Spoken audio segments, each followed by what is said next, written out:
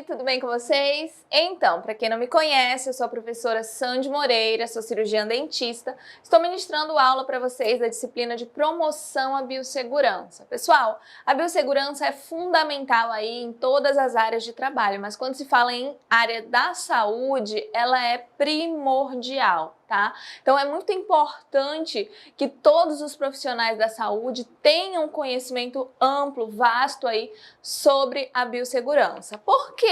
Por que precisamos ter esse conhecimento sobre a biossegurança? Porque a biossegurança é dentro aí, é um estudo, uma ciência que veio para nos ajudar a efetuar, executar o nosso trabalho com o mínimo ali de riscos possível, né? E de uma forma ali satisfatória e eficiente.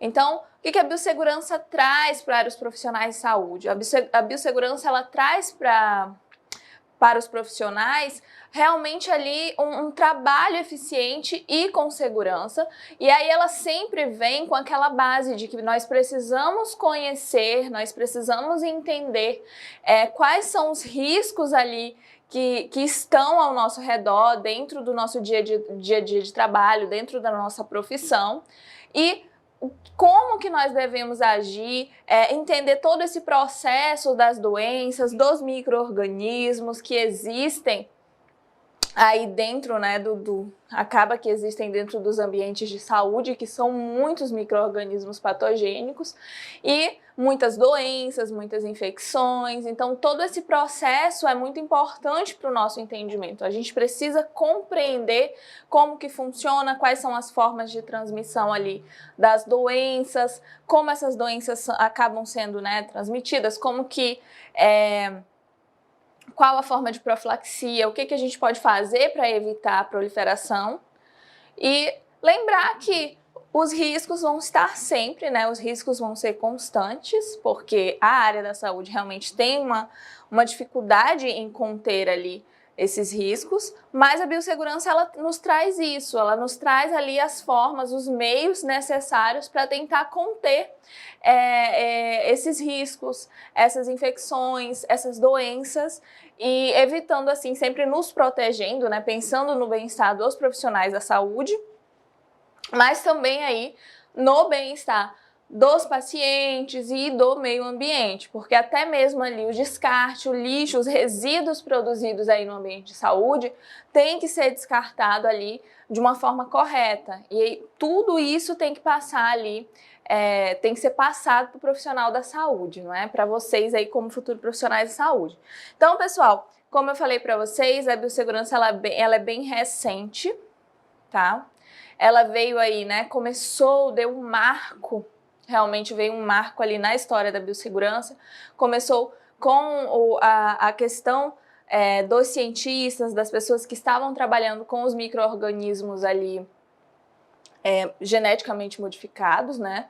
E através desse interesse mundial ali, um interesse realmente das pessoas com a segurança daqueles profissionais, com que eles estavam manipulando ali naqueles laboratórios, o que poderia afetar ali a saúde da população ou do meio ambiente. Então, teve ali a reunião de Asilomar na Califórnia, a princípio, e começaram ali a discutir o porquê, o que poderia ser feito, né, para conter esses riscos, para limitar o que os cientistas estavam fazendo para que fizessem de uma forma consciente, para que não acabassem ali desenvolvendo coisas que fossem prejudicar a saúde da população.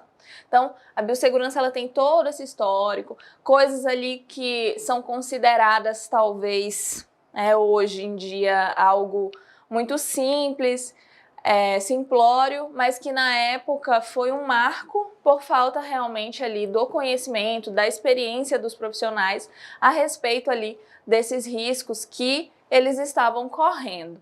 Então, coisas como higienização das mãos, como não se alimentar dentro de ambientes de saúde, como restringir o acesso. Então, certas coisas que são consideradas hoje bem simples, que a maioria das pessoas, mesmo que não sejam ali da área da saúde, tem conhecimento, e que para eles ali foi algo histórico, né? Colocar essas normas, colocar essas regras, trouxe ali uma mudança significativa para a saúde, para a qualidade do serviço que eles estavam realizando. Então, o tema da nossa aula de hoje, pessoal, é um tema muito importante, tá? É realmente algo que a gente precisa ter conhecimento, porque, como eu falei para vocês, com a biossegurança a gente trabalha com conhecimento, com entendimento dos riscos que nós corremos, para que a gente consiga ali conter esses riscos, minimizar ou, melhor ainda, conseguir ali eliminar esses riscos. Então, vou falar um pouquinho com vocês, pessoal. O tema da nossa aula é os riscos de acidente com materiais pérfuro-cortantes, tá?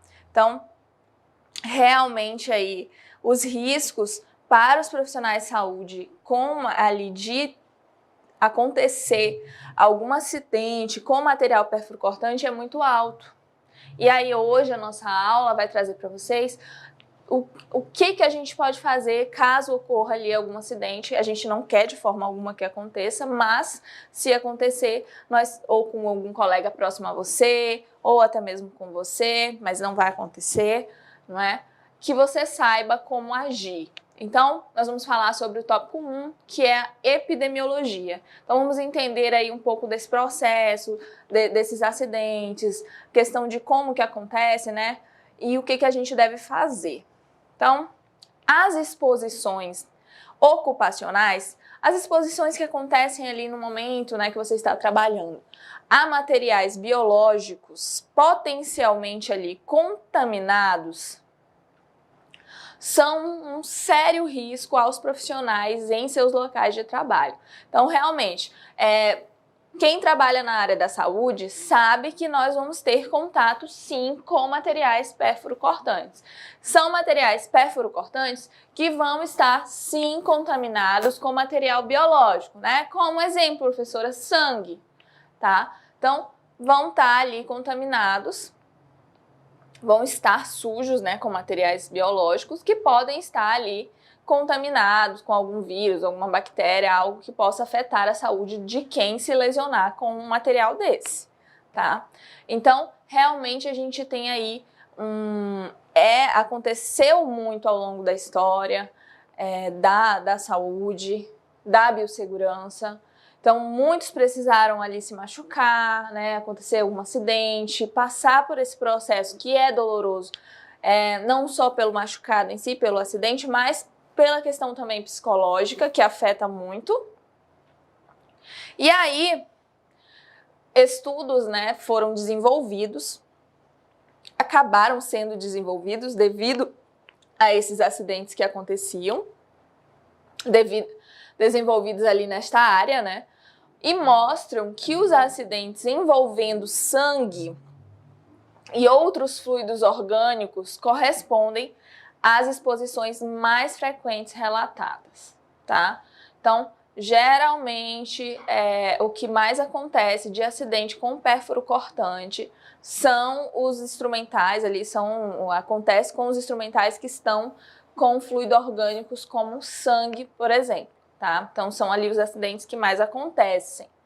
Os ferimentos com agulhas e material pérfuro-cortante, em geral, pessoal, eles são ali considerados extremamente perigosos por serem potencialmente ali capazes de transmitir, olha que interessante, mais de 20 tipos ali de patógenos diferentes. Então, mais de 20 tipos de doença podem acabar ali se manifestando, dependendo se estiver contaminado, ou esse material estiver contaminado ou não com algum tipo desse.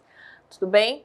Então, tem que ter muita atenção. Quando a gente fala em trabalho de saúde, em trabalho na nossa área, tem que ser um trabalho muito consciente.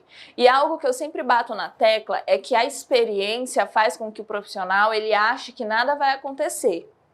Então, tenham essa consciência, podem ter ali 10 anos de profissão, mas o cuidado tem que ser o mesmo, porque acontecem esses acidentes e isso vai te afetar de alguma forma. Se não for com uma doença, mas psicologicamente vai ser um fardo, vai ser uma situação desgastante, tá?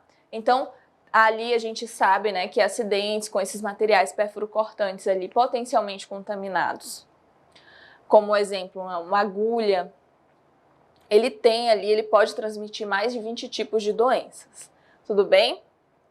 E aí, evitar o acidente por exposição ocupacional é ali o principal caminho para prevenir a transmissão dos vírus, como por exemplo, hepatite B e C, que são ali perigosíssimos para a nossa saúde, e ali é do vírus do HIV, tá? Então, sim, nós precisamos evitar. A biossegurança nos traz isso, né? Ela nos traz ali o que deve ser feito para evitar os riscos. Então, quando a gente fala em trabalhar com materiais perfuro-cortantes, qual é a principal coisa que se faz para evitar esses riscos? Atenção. Você tem que trabalhar com atenção dobrada, com cuidado, prestando atenção em tudo que você faz, tá?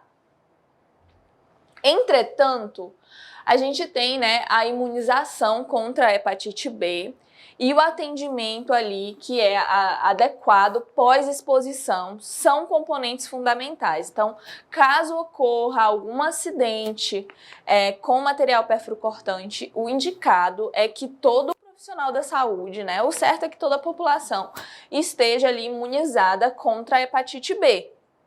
E profissional de saúde, principalmente, a carteirinha de vacinação. Quando a gente fala de acidente perfuro-cortante, a carteirinha de vacinação completinha, perfeitinha ali, é uma das principais ali formas de profilaxia, de cuidado, de prevenção, tá? Então a imunização contra a hepatite B é algo que pode ali ajudar caso você, caso tenha ali algum acidente com material perfuro-cortante potencialmente contaminado. E o atendimento adequado que tem que ser realizado, tá? Caso aconteça algum acidente, você precisa procurar ali o local adequado para seguir os protocolos. E aí, no decorrer dessa aula, vocês vão saber exatamente como é que funciona isso. Então, realmente ali a imunização e o pós, o que você vai realizar, a forma como você vai agir após um acidente vai ser ali algo fundamental. Para um programa ali completo de prevenção dessas infecções e elementos, importantes aí para a segurança no trabalho. Então, realmente, a imunização, a forma como se age, o protocolo que se segue ali após um acidente é ali um programa realmente que vai ajudar muito no controle e para evitar que você venha ali, que o paciente, que o profissional venha adquirir alguma doença, desenvolver ali alguma doença. E aí, o risco ocupacional após as exposições a materiais biológicos, ele é variável, tá? Então, o risco, ele não vai ser igual, tá? Depois ali que você tem uma exposição ao material biológico, tá? Por quê? Porque vai depender, ele depende ali do tipo de acidente e de outros fatores. Então, vamos entender quais os tipos de acidente, quais esses fatores. Como, por exemplo, a gravidade e o tamanho da lesão vai fazer diferença no risco após um acidente. Presença ali e volume do sangue ou do material biológico que foi envolvido, que estava envolvido ali naquele acidente. Isso vai fazer diferença na gravidade ali da contaminação ou não contaminação após um risco ocupacional, um acidente ocupacional. Além também das condições clínicas do paciente-fonte. Então, quem é o paciente-fonte, pessoal? Paciente-fonte é o paciente que foi manipulado material perfuro-cortante e que está contendo ali os agentes biológicos dele, como, por exemplo, o sangue. Então, você está atendendo o paciente e aí você já atendeu esse paciente, deu uma injeção ali, um exemplo, aplicou uma injeção, tirou e se perfurou com a agulha. Quem é seu paciente-fonte? O paciente que você tinha feito ali, aplicado a injeção, que o material biológico que está contaminado, o material perfuro-cortante, é o dele. Então, ele é o paciente-fonte, é a pessoa que tem ali que o material perfuro-cortante está com o material biológico, tá? E aí, é lógico que as condições clínicas, as condições de saúde do seu paciente fonte vai fazer diferença ali se você vai ou não ficar exposto a uma contaminação, tá? E aí o risco de infecção por HIV pós-exposição ocupacional ali percutânea, né, percutânea com sangue contaminado é de aproximadamente 0,3%. Tá? Então, caso ocorra um acidente com material perfluorocortante e esse material ele está contaminado ali com infecção por HIV, o sangue ele está contaminado.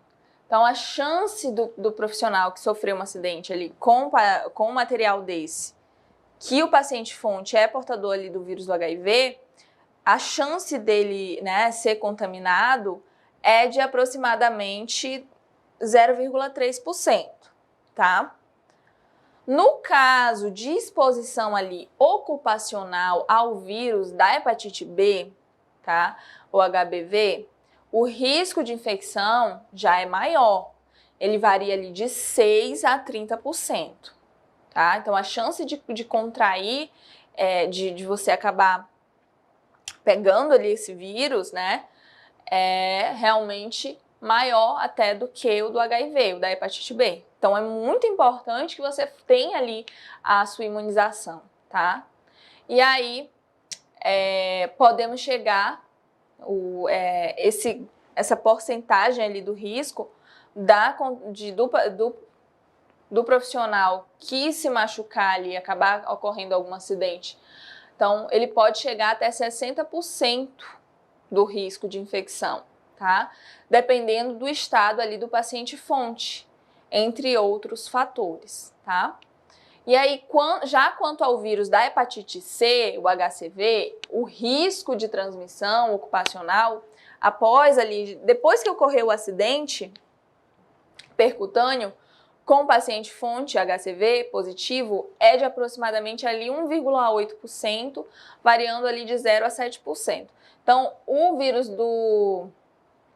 da hepatite B, ele é mais virulento, né? A chance de que após algum acidente você contraia é maior, tanto do que o vírus da hepatite C quanto do HIV. A nossa sorte é que nós temos ali a vacinação para a hepatite B. Profilaxia com a vacinação. E aí, apesar de todos esses riscos, pessoal, a falta de registro e de notificação desses acidentes é um fato concreto. Então, o que acontece? Acontece que os profissionais de saúde acabam sofrendo acidentes com perfluorocortantes e muitas vezes não seguem o protocolo correto, não notificam, não vão atrás de ver, de resolver, às vezes fica por ali mesmo, ou faz um teste rápido, ou tenta resolver ali da forma que, ou então, né, deixa com a sorte. Tem muita gente que faz isso, que não vai atrás, sofre um acidente e deixa pra lá, e vai vivendo. E não, pelo amor de Deus, gente, não façam isso. Então, olha que interessante. Então, a gente tem ali um registro, né, de notificação bem baixo, tá? Então, tem ali uma falta de notificação e precisa ser notificado. Por quê? Porque quando se notifica, se entende ali que está acontecendo muito alguma coisa e aí vão atrás de tentar resolver. Então, a biossegurança ela foi desenvolvida através do que foi acontecendo, né, com os profissionais, com os riscos que eram notificados e a partir desses riscos se vão fazendo estudos para que se evitem. Então, se acontecer um acidente, precisa sim seguir o protocolo correto e precisa fazer a notificação desse acidente. No Brasil, o cenário ali dos acidentes ocupacionais, envolvendo ali material biológico, ele é semelhante aos observados em outros países, tá? Então é ali praticamente a mesma coisa. Outro dado ali nacional preocupante está relacionado à taxa de abandono dos tratamentos dos profissionais que inicialmente ali procuraram, né, assistência e notificaram seus acidentes. Então, além de ter profissionais que não procuram seguir o protocolo, que não notificam os acidentes, nós ainda temos profissionais que dão início, que conseguem ali, que notificam, mas que não terminam, não concluem aí o tratamento pós-acidente, tá? Então, isso também é muito preocupante. Por quê? Porque pode ser ali que o profissional acabe desenvolvendo ali alguma doença por não ter seguido o protocolo. Então, tudo isso faz diferença, tá? Principalmente para a saúde do profissional. Um levantamento ali de um hospital público, como exemplo, né, de ensino ali do ensino de São Paulo, ele aponta para uma taxa de abandono de 45 em 326 acidentes notificados. Então, é bem alto, 45% em 326 acidentes notificados. Então, desses 326, 45% das pessoas abandonaram o tratamento, iniciaram, mas não concluíram. Então, olha que descuido. Então, gente, a própria saúde, se não estão tendo cuidado com a própria saúde, vão ter cuidado com a saúde de quem? Então, o profissional de saúde, ele precisa sim estar com a carteirinha ali de vacinação completa, precisa sim estar fazendo seu check-up de saúde. Por quê? Porque se você não cuida de você, como é que você vai cuidar dos outros? E aí, gente, realmente as coisas que acontecem... Professor, é algo comum ocorrer esses acidentes? Sim. É algo que pode acontecer muitas e muitas vezes, tá? Às vezes uma pessoa acaba sofrendo mais de um acidente com material perfurcortante contaminado. Então, como eu falei para vocês, os riscos são grandes, mas aí a forma como você vai agir, a forma como você trabalha é que vai fazer a diferença para que não aconteça, ou então, que se acontecer, infelizmente, mas que siga o protocolo correto, tá? Porque acontece. Tá, gente? Acontece, infelizmente, nós somos, né, seres humanos, não somos máquinas, então nós somos falhos. A intenção é que não ocorra nenhuma falha, mas infelizmente pode acontecer. E caso aconteça, vocês precisam saber que tem um protocolo que precisa ser seguido e precisa ser concluído. E aí, você tem que ter todo esse manejo com o seu paciente. E ainda tem esse detalhe de, tudo bem, eu estou falando aqui sempre do paciente fonte. Caso aconteça algum acidente, você sabe quem é o paciente. Porque aí você tem como pedir para o paciente fazer um teste rápido, você vê o histórico de saúde do paciente, você vê ali todos os antecedentes dele. Então é mais fácil, não é, de você ter conhecimento sobre o estado de paciente, do seu paciente fonte. Agora, quando você não tem noção de quem que é o paciente fonte. Eu vou dar um exemplo para vocês. Quem trabalha em CME, né, em central ali de esterilização de materiais. Como é que faz? Porque você vai lavar, vai higienizar, ou então, depois que acumulou ali instrumentais, e aí você vai pegar um instrumental daquele contaminado, se perfura e você não faz ideia de quem que é o paciente fonte. Então, olha como é que fica a sua cabeça, né? Como fica a cabeça desse profissional. Vai ter que passar por todo um protocolo de profilaxia ali, para tentar, né, evitar essas doenças, essas contaminações que eu comentei com vocês. Que não é fácil, porque são medicamentos fortíssimos que vão sim afetar ali o seu dia a dia, o seu bem-estar, fora o medo, a tensão. Como é que não fica o psicológico de uma pessoa que sofre um acidente perfurcortante e não tem ideia de quem é o paciente, né? De quem é o paciente fonte. Então, um detalhe interessante é também a questão do descarte. Jamais descartar material perfurcortante em um local que não seja adequado.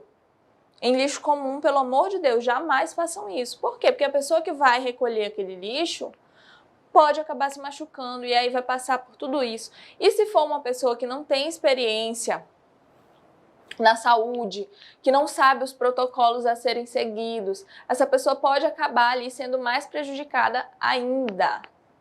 Então, a tua responsabilidade como futuro profissional de saúde é muito grande. Ter consciência que você pode afetar tanto a sua saúde, quanto a saúde de pessoas desconhecidas e também a saúde das pessoas que você ama, que vivem com você.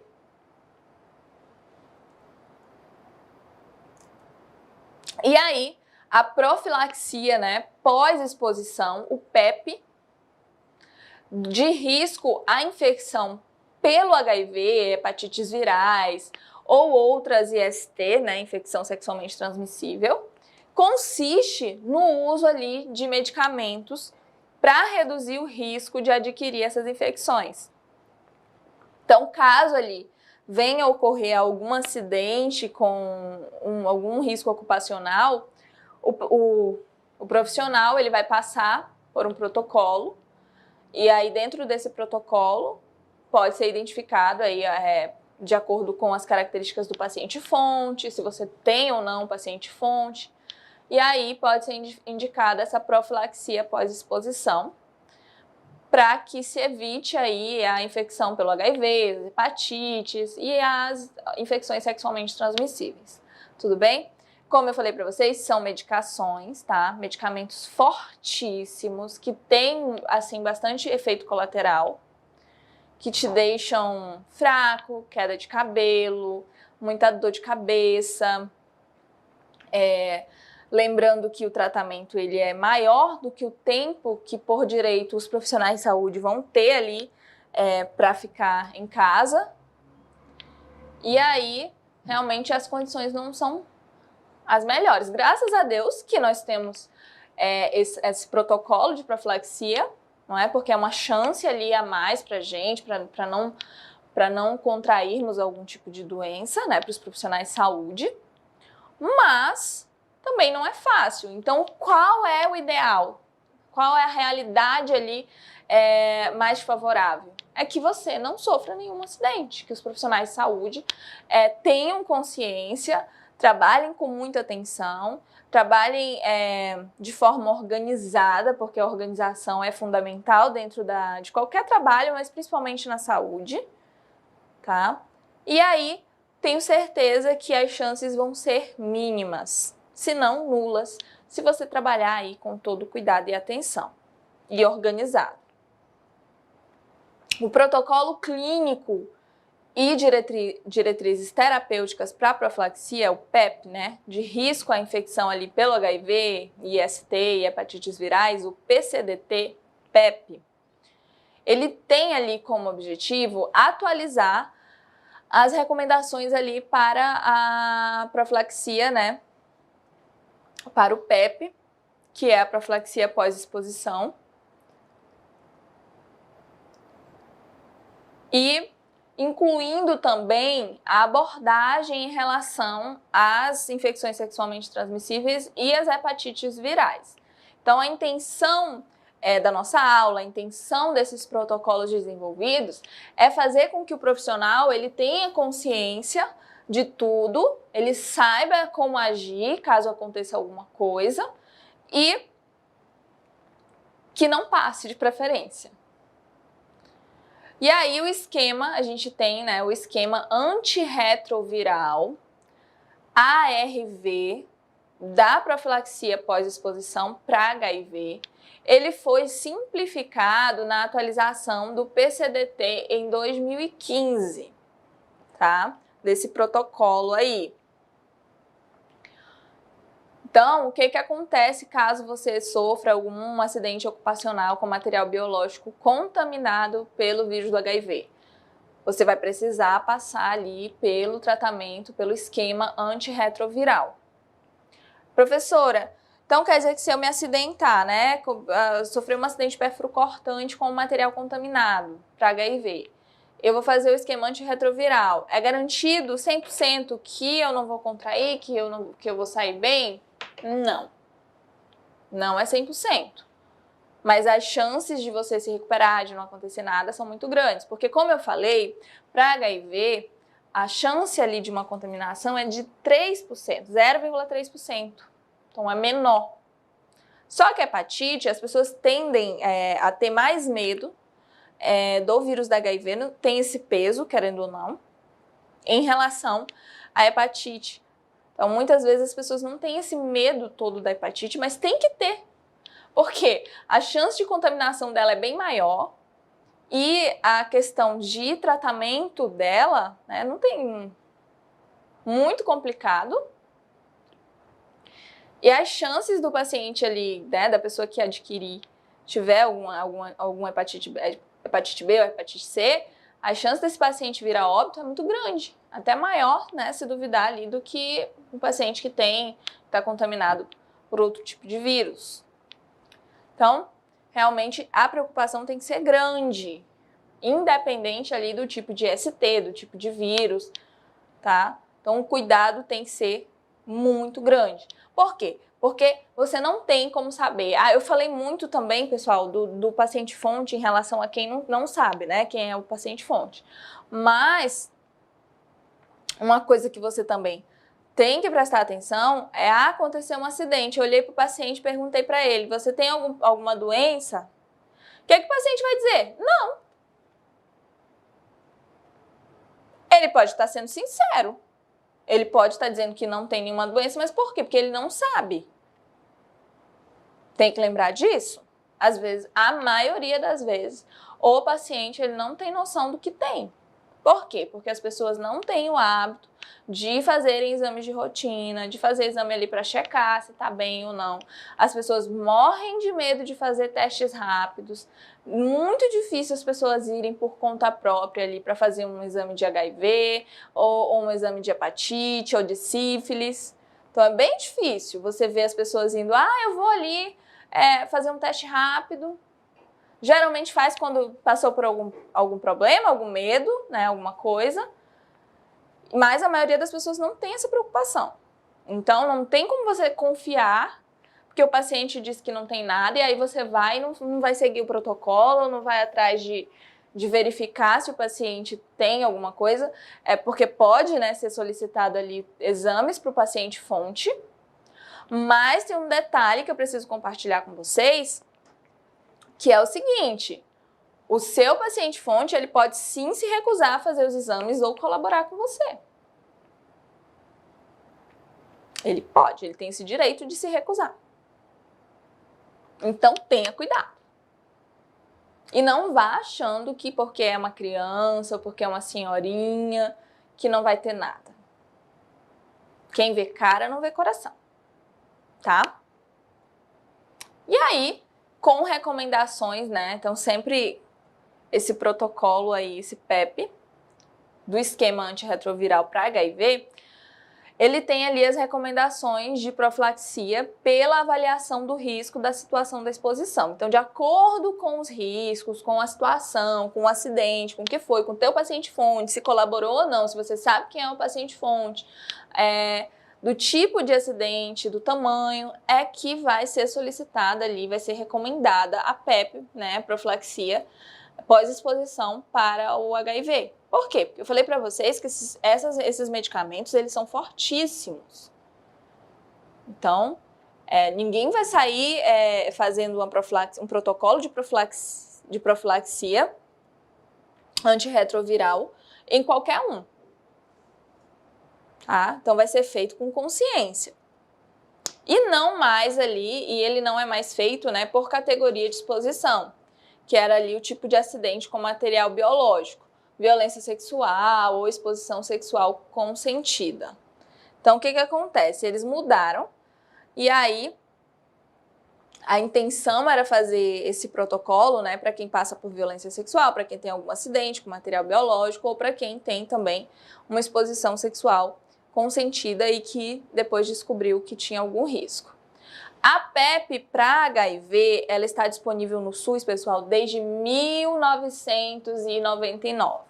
Então, desde 1999, a gente tem um protocolo de pós-exposição, tá, para o HIV, com a profilaxia aí, antirretroviral, para que o paciente, para que a pessoa ali não acabe desenvolvendo, tá? E isso por consequência, né? A pessoa pode passar por uma PEP por consequência de uma exposição ali, de um acidente com material perfluorocortante contaminado ou, como eu falei para vocês, violência sexual e agora até por uma relação sexual consentida, mas que apresentou algum risco ali para a pessoa.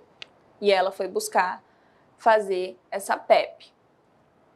Atualmente, é uma tecnologia ali inserida no conjunto de estratégias de prevenção combinada. Então, a gente tem a PEP como inserida juntamente ali com essas estratégias de prevenção, cujo principal objetivo é ampliar as formas ali de intervenção para evitar novas infecções pelo HIV. Tá?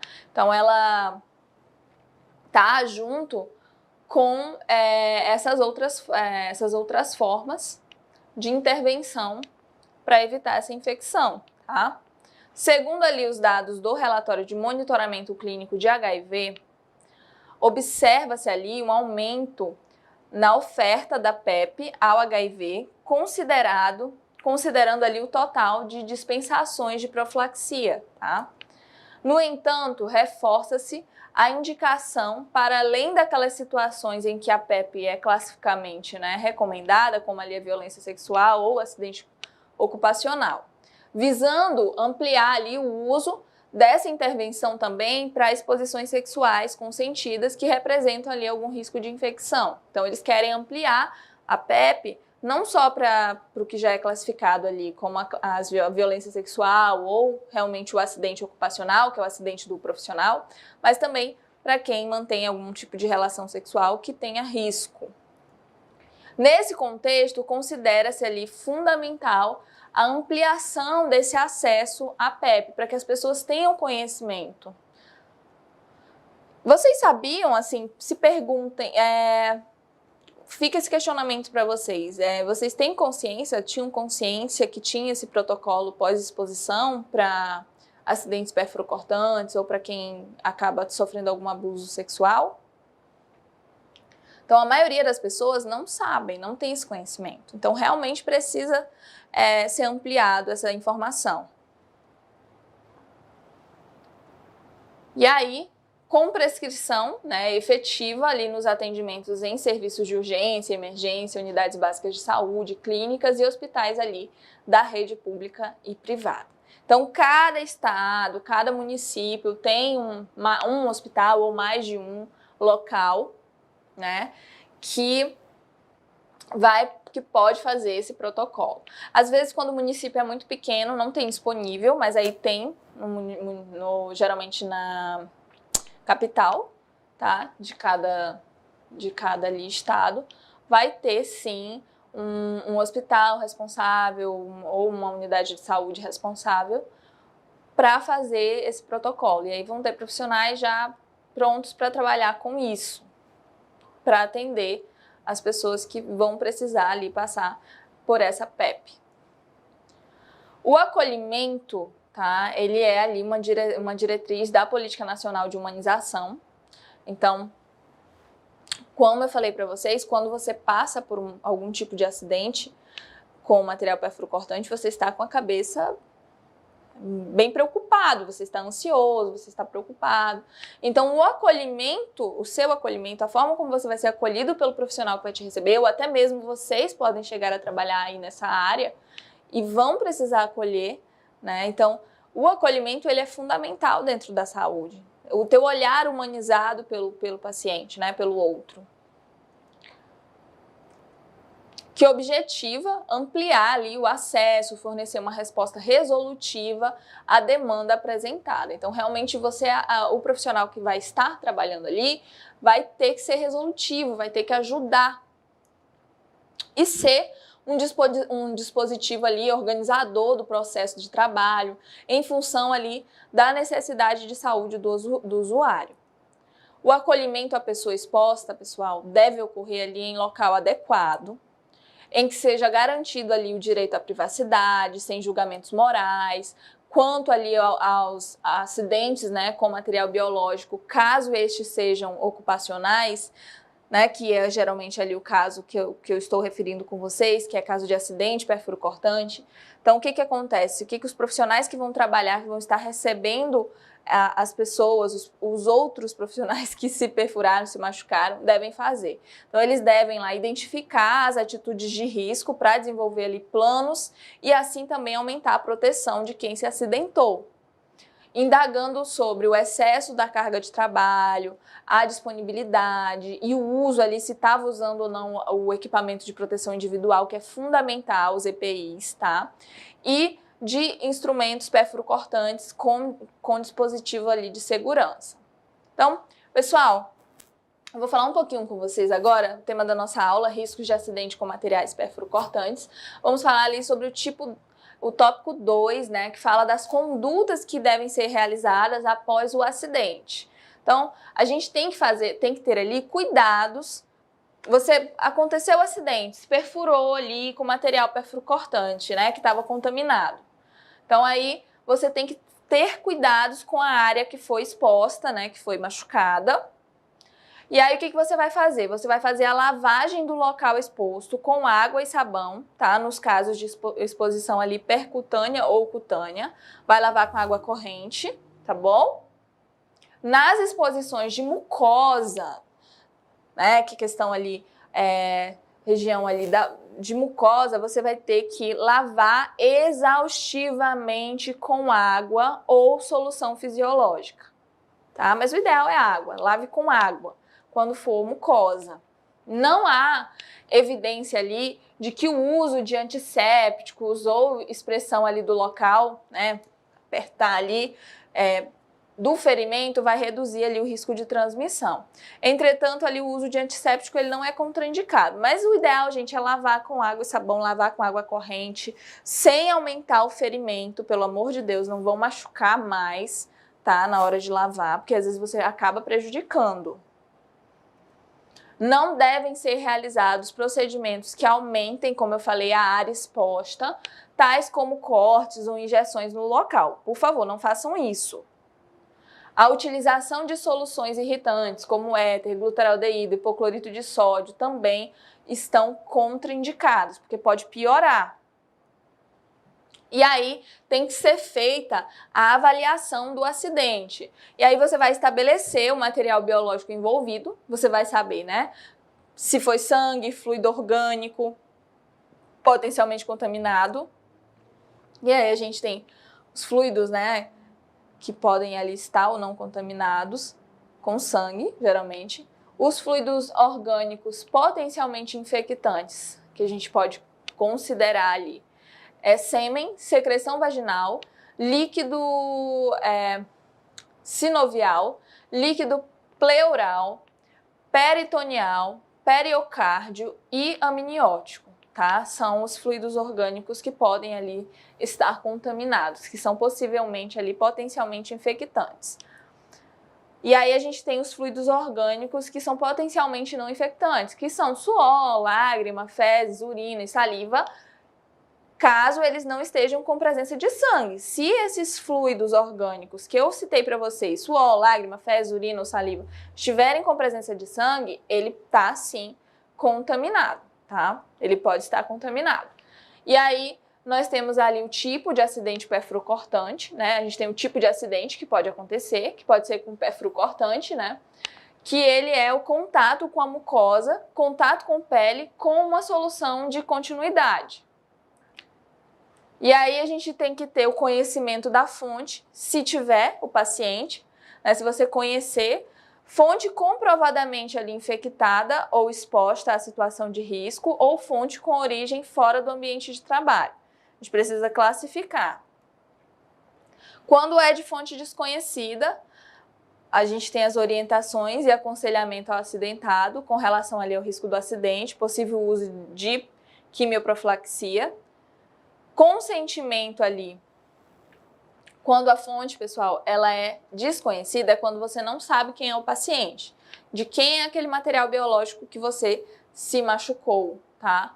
Então você tem que ter essa orientação quanto ao que pode acontecer. Pode ser recomendado ali o uso da quimioprofilaxia. Você vai precisar ali, né? Tem que ter o consentimento para a realização de exames sorológicos, caso você se machuque. O profissional que vai te atender, ele vai precisar do seu consentimento. Comprometer ali o acidentado com seu acompanhamento durante 6 meses. Então, o tratamento vai ser ali durante 6 meses para verificar se está tudo bem, se você realmente não contraiu, não adquiriu nenhum tipo de infecção, nenhum tipo de doença.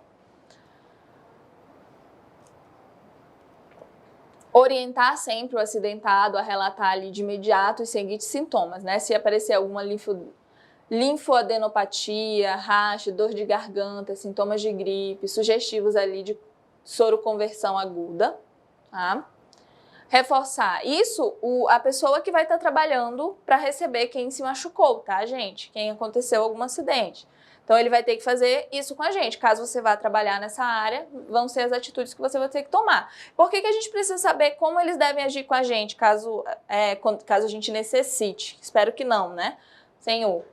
E aí, a gente precisa saber para poder cobrar, porque se não tratarem a gente da forma correta, a gente tem que cobrar.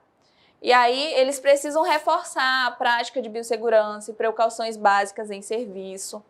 E aí, fazer a notificação do acidente, que é o CAT no SINAM, que é o registro do acidente em CAT, que é a comunicação de acidente de trabalho, fazendo ali o preenchimento da ficha de notificação do SIDAM, que é a portaria número 777. E aí, tem que fazer a avaliação da exposição no acidente com material biológico,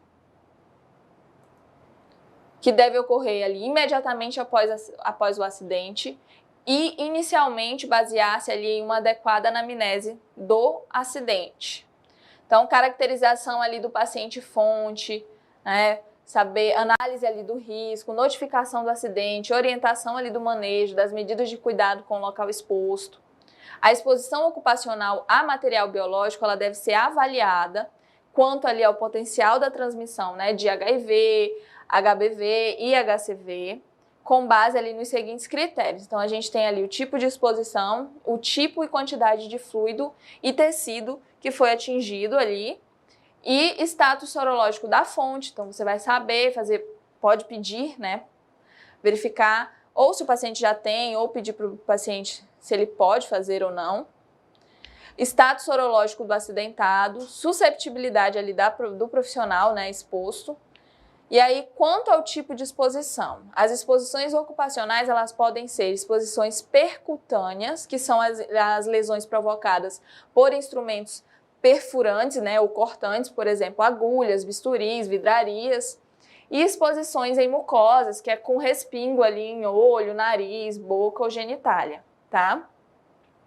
E pode acontecer muito, principalmente nessa região ali de olhos, tá, dos profissionais, então tem que ter cuidado. Exposições ali em pele não íntegra também, por exemplo, né, contato com pele com dermatite, feridas abertas, mordeduras humanas ali consideradas como exposição de risco, quando envolvem ali presença de sangue, tá? Exposição em pele não íntegra, nesses casos, tanto o indivíduo ali que provoca a lesão, quanto aquele que foi lesado, devem ser avaliados para ver se vai ter necessidade de passar pela PEP. O status sorológico da fonte, né, que foi a origem ali do acidente. O paciente fonte, ele deve ser avaliado, como eu falei para vocês, quanto à infecção pelo HIV, hepatite B, hepatite C, no momento ali da ocorrência do acidente. Então, você já vai avaliar, vai verificar. Se tiver condições ali logo de fazer um teste rápido, é o ideal. Somente serão consideradas ali as informações disponíveis no prontuário, né, sobre ali resultados de exames laboratoriais, história clínica prévia e diagnóstico ali de admissão, se positivos, para determinada infecção de HIV, HBV ou HCV, tá? Ali, quando a fonte é conhecida, caso a fonte seja conhecida, mas sem ali informação do seu status sorológico, é necessário orientar o profissional acidentado, né, no caso o profissional que se machucou, sobre a importância da realização ali dos exames para verificar realmente se tem ali HIV, a hepatite C ou hepatite V, tá? Devem ser utilizados testes rápidos para HIV sempre que disponível, junto com os exames acima especificados. Então, caso haja ali recusa ou impossibilidade de realizar os testes, você deve considerar o diagnóstico médico através de sintomas e história ali da situação de risco para aquisição de HIV, HBC ou HCV. Exames de detecção viral, eles não são recomendados como testes de triagem, tá? Então, você não deve fazer isso para fazer triagem em paciente. Quando a fonte é desconhecida, levar em conta ali a probabilidade clínica e epidemiológica da infecção pelo HIV, HCV, se no município que você trabalha tem muitos casos, se não tem, como é que é o histórico do paciente, prevalência ali de infecção na população, local onde o material perfluorocortante foi encontrado, né, emergência, bloco cirúrgico, diálise.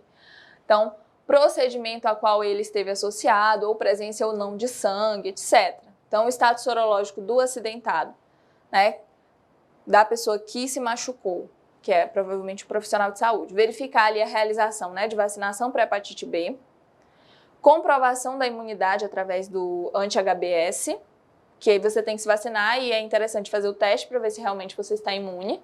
Realizar sorologia do acidentado para HIV, HBV e HCV. E aí, pessoal, nós vamos falar um pouquinho sobre o tema da aula, riscos de acidente com materiais perfluorocortantes, do tópico 3, que fala da profilaxia após as exposições ocupacionais. Então, o que é feito, né? Como é feita essa profilaxia? A profilaxia para HIV, preferencialmente, ela deve ser iniciada, prestem atenção, até 2 horas da exposição. Então, após um acidente, você tem que correr para procurar ali um hospital, o local que seja responsável para fazer ali esse atendimento após acidente ocupacional, tá?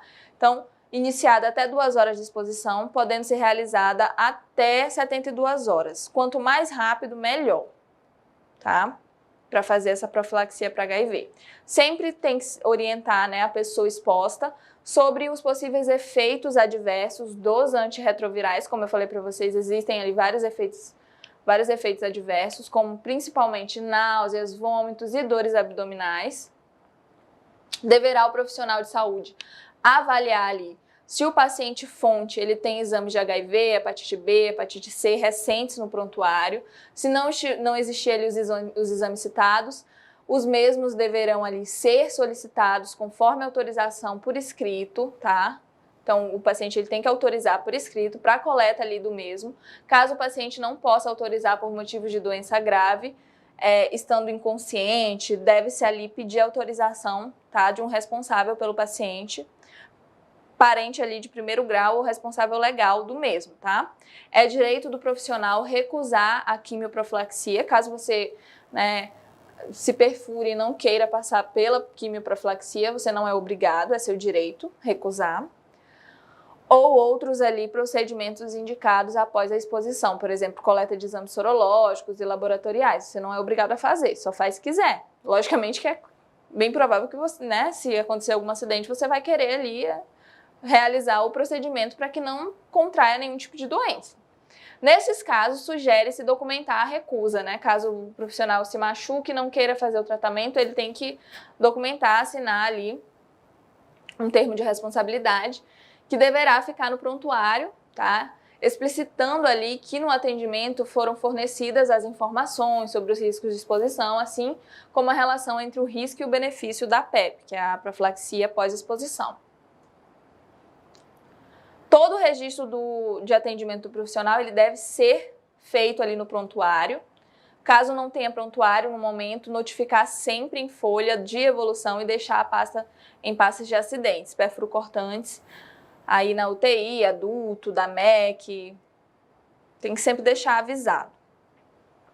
A indicação da PEP irá depender ali do status sorológico para HIV da pessoa exposta, que deve sempre ser avaliado ali por meio, né, de teste rápido, em situações de exposição considerada de risco. Então, sempre vai ser feito ali um teste rápido, se o paciente fonte estiver disponível, vai ser feito, de acordo com toda a situação é que vai ser recomendado ou não ali a PEP. Então, a gente tem a profilaxia, né? A gente tem ali essa tabela para vocês, que o material com risco ali de transmissão para HIV é sangue, sêmen, fluidos vaginais, líquidos serosos, né? Peritoneal, pleural, periocárdio, líquido amniótico, licor, líquido articular, leite materno, são materiais que têm risco de transmissão de HIV. Material sem risco de transmissão de HIV é suor, lágrima, fezes, urinas, vômitos, saliva, secreções nasais que não estejam contaminados com esses fluidos que eu falei para vocês que podem ali, tem esse risco de transmissão. Então, a gente tem aí exposição com risco de transmissão de HIV, né? Geralmente são as pericutâneas, membranas e mucosas, cutâneas em pele não íntegras e mordedura com presença de sangue E aí, sem risco de transmissão para HIV, é cutânea, em pele íntegra, mordedura sem presença de sangue. E aí, a profilaxia para sífilis deve ser, né? O que acontece? Tem que prescrever ali penicilina G, benzatina, tá? 2.400 I, e em dose única, tá? Então, essa é a profilaxia para sífilis. A profilaxia para hepatite B vai ser iniciar o esquema de vacinação para os não vacinados, né? Para quem é não vacinado. E completar ali o esquema para as pessoas expostas com vacinação incompleta. E aí vai iniciar, né, a imunoglobulina humana contra a hepatite B em exposição a pacientes com hepatite B ou risco alto de contaminação pelo vírus B. E aí podendo sempre ser administrada, né, no máximo até 14 dias ali após a exposição do risco. Então, após 14 dias é que pode ser feita essa profilaxia para hepatite B, tá? No máximo até 14 dias. A profilaxia para sífilis, se o paciente fonte ele tiver teste rápido ali, reagente, tá? Sem histórico de tratamento prévio ou risco de contaminação recente. A profilaxia para hepatite Z, sem medida ali específica, não tem uma medida específica eficaz, né, para redução ali do risco da infecção pelo vírus HCV, tá? O vírus da hepatite C. Então, devendo ali apenas realizar a testagem da pessoa fonte, né, e da pessoa exposta para permitir ali o diagnóstico precoce de uma possível infecção para poder ali começar um tratamento. Então, pessoal, a nossa aula de hoje, ela é muito importante, é muito importante que você tenha consciência que você vai lidar com materiais perfluorocortantes, que você vai lidar com pessoas de todos os tipos, que podem estar contaminadas ou não, mas que você não tem como saber e que você tem que tratar todos ali de uma forma, né, da melhor forma possível, sempre de acordo com a necessidade deles, de uma forma humanizada, com equidade, seguindo ali todas as diretrizes do Ministério da Saúde, né, do Sistema Único de Saúde. Então, ter todos os cuidados, ter consciência, trabalhar com vontade, com cuidado, de forma organizada e saber agir caso aconteça algum problema. Não se desespere se ocorrer algo do tipo, tente ali agir de uma forma calma, respeitosa com o seu paciente fonte, caso ele esteja presente, e haja da melhor forma, tudo bem? Então, hoje eu vou ficando por aqui. Um beijão para vocês e tchau, tchau!